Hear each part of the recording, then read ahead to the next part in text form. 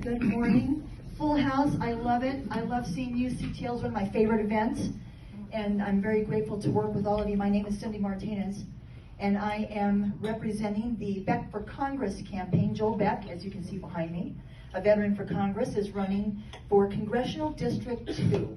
I am his public relations representative, and as I've mentioned a couple of weeks ago, the Girl Friday that kind of gets stuff done that needs to be done. How many of you had the great opportunity to meet Joel Beck? What do you think about Joel Beck? You like Joel Beck? Of course, obviously I'm biased. His information is on the back bar.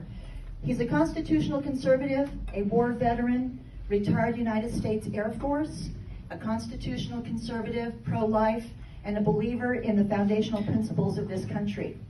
Many of the things that he stands for, obviously, are the separations of powers that are enumerated in the Constitution, which I think all of us would agree has been demolished, not only in the last few decades, but especially at astronomical pace this past 2 years.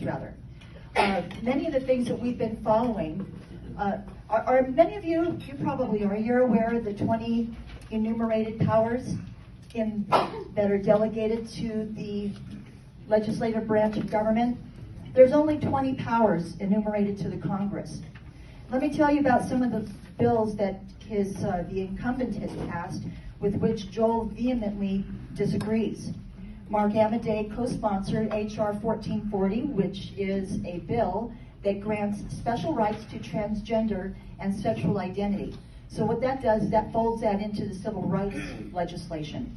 So I wonder if I mistakenly misgender somebody, if that exposes me and or you to civil rights actions. Right. That's very concerning. In addition to that, he voted for one of 39 Republicans on H.R. 2471, which was passed on March 29th, which included language that infringes upon the Second Amendment. Joel is adamantly pro-Second Amendment. But you know what the Second Amendment is the rest of the Bill of Rights and the Constitution. They're not independent of each other. More alarmingly, yesterday, Mark Amadei cast a vote on a 30-page bill that encumbers $40 billion for continuation of operations in the Ukraine war. It's H.R. 7691. Now, I pulled this information, and I'm a little bit with my hair on fire this morning because I was on the phone with his constituent services this morning as well as his legislative aide to help me understand how this happened. So yesterday, the bill was passed. This indicates that Mark voted in favor of it. I also pulled the proxy vote list on which his name is not listed. That's critical, and the reason for that is we were in Incline Village yesterday where Congressman Amadei was, up at the lake. In addition to, he was at the PAC forum yesterday.